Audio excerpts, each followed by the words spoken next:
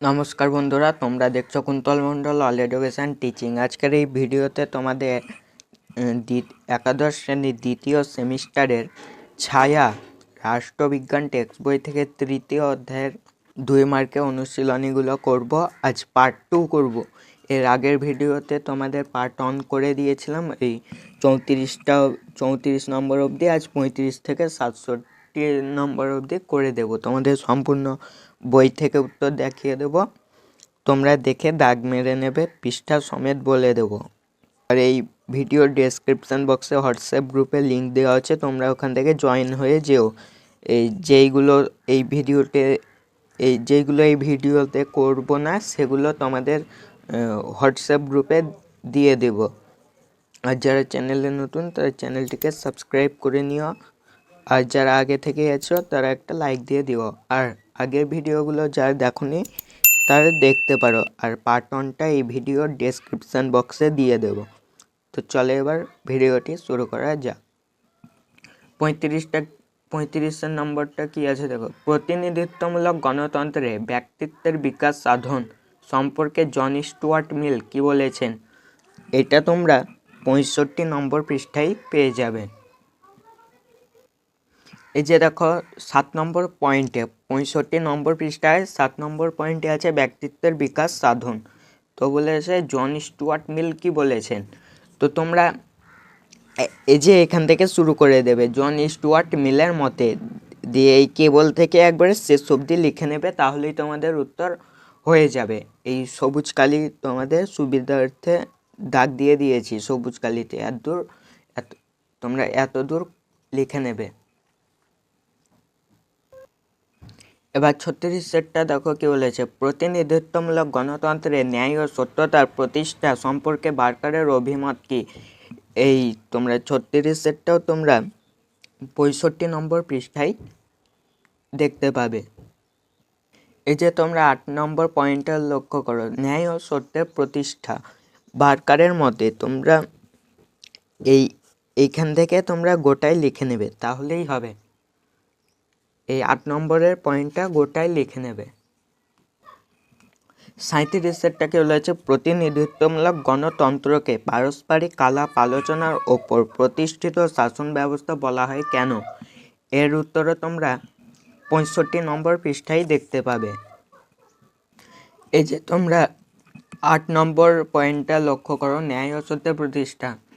এইখানেই তোমাদের উত্তর আছে। এই যে এইখান থেকে শুরু করবে, গণতন্ত্রের ন্যায় ও সত্যের প্রতিষ্ঠা সম্ভব থেকে এই শেষ অবধি, তাহলেই তোমাদের উত্তর হয়ে যাবে। এখান থেকে এই শেষ। 38 সেটটা দেখো কি বলেছে, প্রতিনিধিত্বমূলক গণতন্ত্রের দেশপ্রেমে উন্মেষ কিভাবে ঘটে? এটাও তোমরা 65 নম্বর পৃষ্ঠায় পেয়ে যাবে। এই যে সব থেকে নিচের দিকে দেখো 10 নম্বরের পয়েন্টটা, দেশপ্রেমে উন্মেষ। তো তোমরা 2 নম্বরে তোমাদের বলা আছে, তো তোমাদের সবটা লিখতে হবে না, তোমরা এই প্রথম থেকে এই 3 লাইন মাত্র লিখে নেবে। এই সবুজ কালিতে দাগ দেওয়া আছে ব্র্যাকেটে, এইগুলো এত দূর, তাহলেই হবে। 39 সেটটা কি বলেছে, প্রতিনিধিত্বমূলক গণতন্ত্রে বিপ্লবের সম্ভাবনা কম বলে কেন মনে করা হয়? এর উত্তর 66 নম্বর পৃষ্ঠায় দেখতে পাবে। এই যে 66 নম্বর পৃষ্ঠায় দেখো 13 নম্বরের পয়েন্টটা, বিপ্লবের সম্ভাবনা কম, তোমরা গোটাটাই লিখে নেবে। এই যে এইখান থেকে তোমরা সব গোটাটাই লিখে নেবে, তাহলেই হবে। 40 সেটটা দেখো, প্রতিনিধিত্বমূলক গণতন্ত্রকে অক্ষম ও অশিক্ষিতের শাসন বলে কেন সমালোচনা করা হয়? 40-এর উত্তর তোমরা 66 নম্বর পৃষ্ঠায় পেয়ে যাবে। এই যে বিপক্ষে যুক্তির প্রথম পয়েন্টটা 1 নম্বর পয়েন্টটাতেই আছে অক্ষম ও অশিক্ষিতের শাসন। তো তোমরা এখান থেকে এই এত দূর লিখে নেবে। এই যে অক্ষম ও অশিক্ষিতের শাসন এত দূর, এই প্রথম থেকেই এত দূর, তাহলেই হবে। 41 সেটটা কি বলা আছে, প্রতিনিধিত্বমূলক গণতন্ত্রকে কার্লাইল মূর্খদের দ্বারা মূর্খদের শাসন বলে কেন ব্যঙ্গ করেছেন? 41 নম্বরের প্রশ্নের উত্তরও 66 নম্বর পৃষ্ঠায় দেখতে পাবে। এই যে আবার ওই পয়েন্টটাই দেখো, বিপক্ষে যুক্তির 1 নম্বর পয়েন্টটা, এই কার্লাইল গণতন্ত্রকে মূর্খদের দ্বারা মূর্খদের শাসন বলে ব্যঙ্গ করেছেন। তোমরা এইগুলোই লিখে নেবে, এই পয়েন্টগুলো কিছু বাদ দিয়ে এই এতদূর লিখে নেবে, তাহলেই হবে। তাহলে তোমরা এই লাইন এইটা যে আছে, ফলে এরূপ শাসন ব্যবস্থা কার্যত অক্ষম অশিক্ষিতের শাসনে পর্যবেসিত হয়, এইটা তোমরা বাদ দিয়ে লিখে নেবে, বাস, তাহলেই হবে। 42 দেখো কি বলেছে, প্রতিনিধিত্বমূলক গণতন্ত্রকে সর্বাপেক্ষা দরিদ্র, সর্বাপেক্ষা অজ্ঞ এবং সর্বাপেক্ষা অকর্মণ্য ব্যক্তির শাসন বলে কেন সমালোচনা করা হয়? তো এটাও তোমরা 66 নম্বর পৃষ্ঠায় দেখতে পাবে। এই যে তোমরা এই 1 নম্বর পয়েন্টটা আবার লক্ষ্য করো, তোমাদের 1 নম্বর পয়েন্টটাতেই 3টে পরপর প্রশ্নের উত্তর দেওয়া আছে।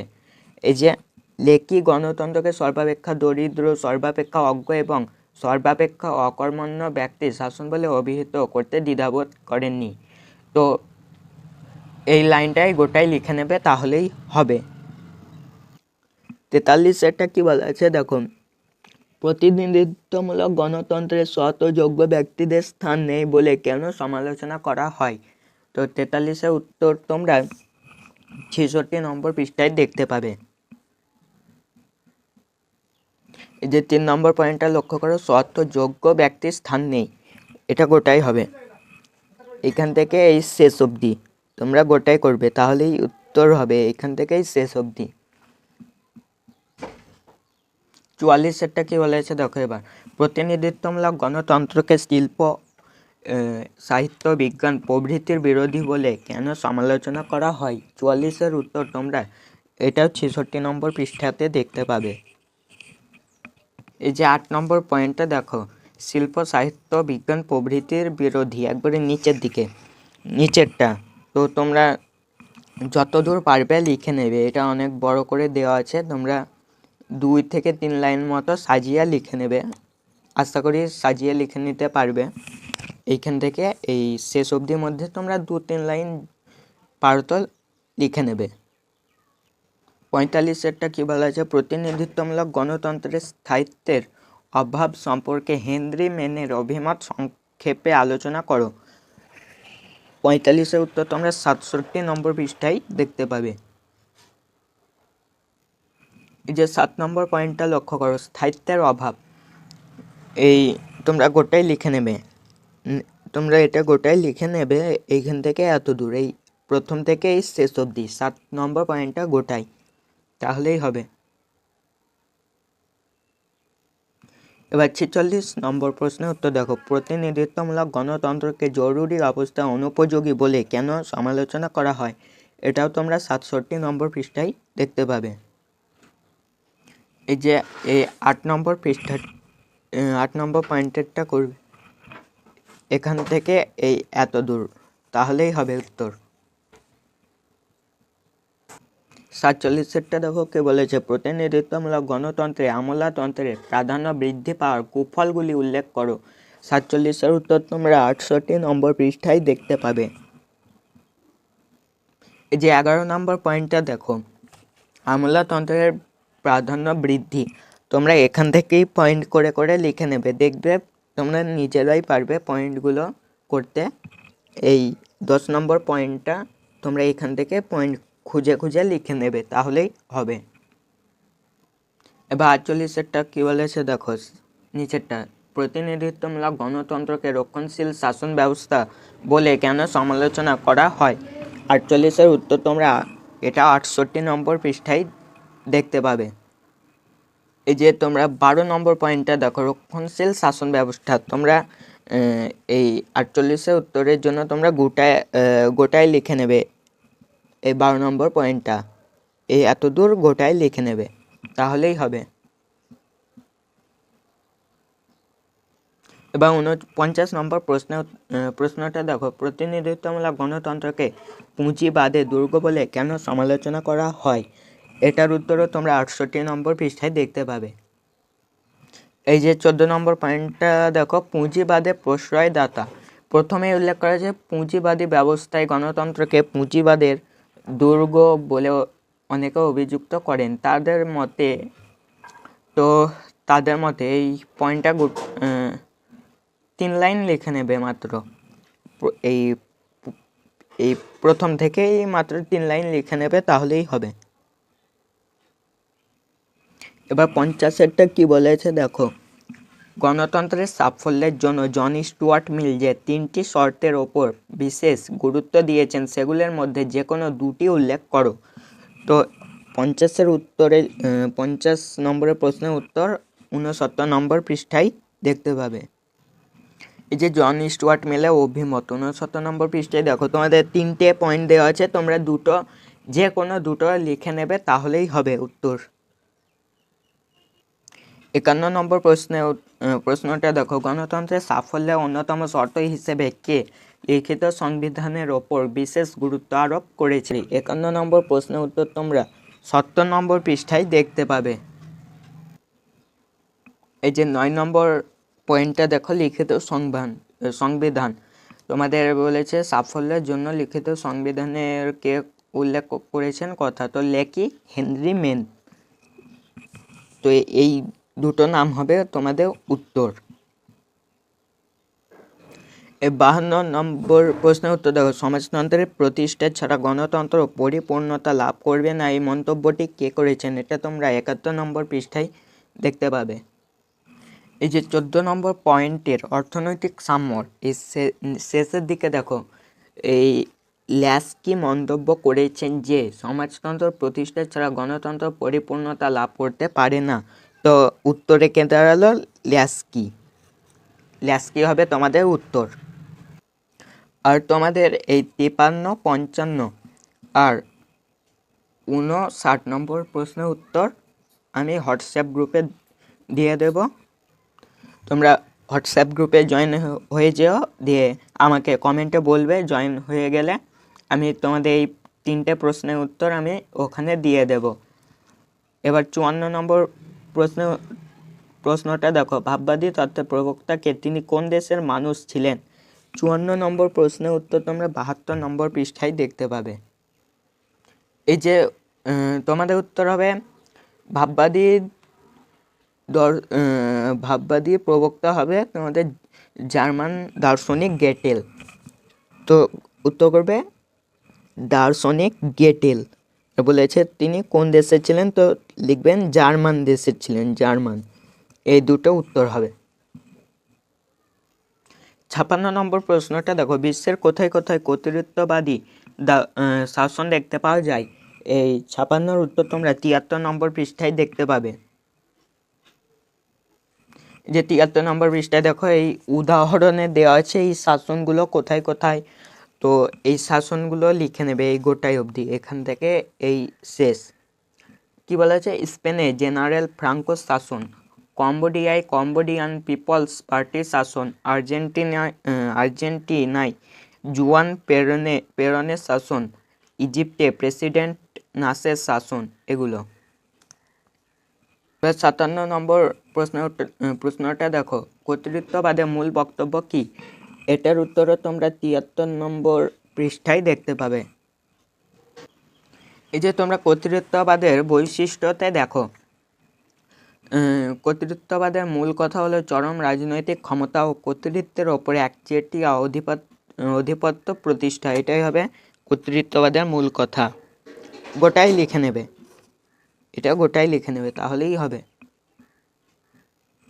এবার 58 নম্বর প্রশ্নটা দেখো, কর্তৃত্ববাদের দুটি বৈশিষ্ট্য লিখো। তো এর উত্তর তোমরা 73 নম্বর পৃষ্ঠায় দেখতে পাবে। যে নিচের দিকে দেখো, কর্তৃত্ববাদের বৈশিষ্ট্য, দুটি বৈশিষ্ট্য বলেছে। এই যে একটা পয়েন্ট দেওয়া আছে নিয়ন্ত্রণ আরোপ, এই পয়েন্টটা গোটাই লিখবে। আর পরের পৃষ্ঠায় দেখো, এর পরের পৃষ্ঠায় আরও পয়েন্ট দেওয়া আছে, এইগুলো যে কোনো দুটো লিখে নেবে, তাহলেই তোমাদের উত্তর হয়ে যাবে। আর 69 নম্বর প্রশ্নের উত্তরটা তো বললাম, তোমাদের হোয়াটসঅ্যাপ গ্রুপে চ্যানেলে দিয়ে দেব।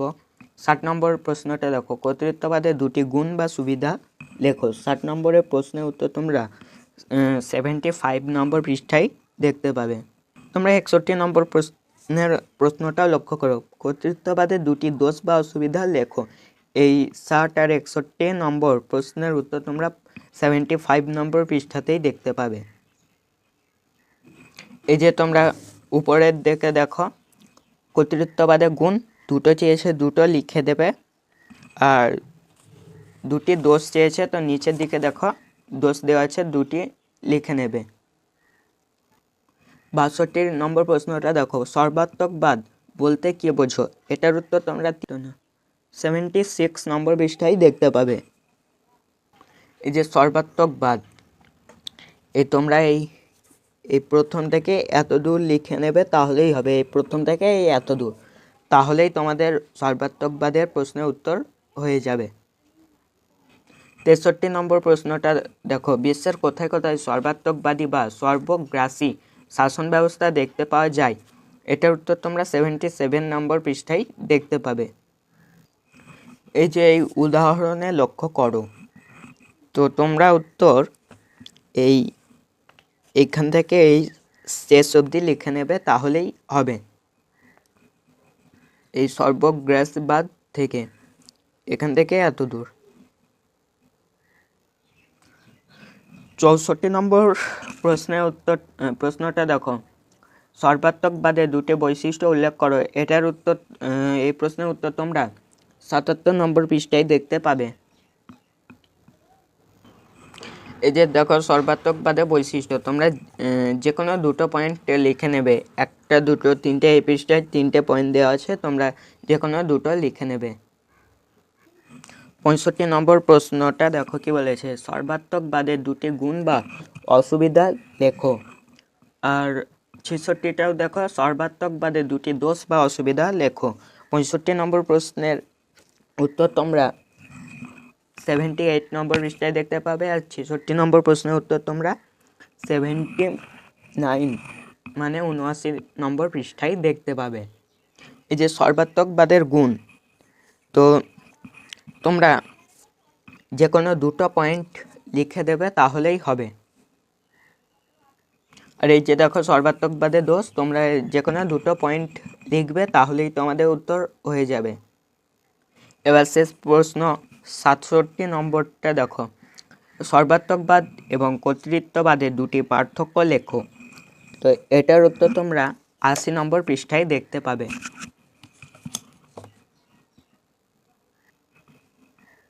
এই যে দেখো কর্তৃত্ববাদ এবং সর্বাত্মকবাদের মধ্যে পার্থক্য, তোমাদের দুটো চেয়েছে, তোমাদের 3টে পার্থক্য আছে, তোমরা এই দুটো পার্থক্য লিখে নেবে, যে কোনো দুটো লিখলেই হবে।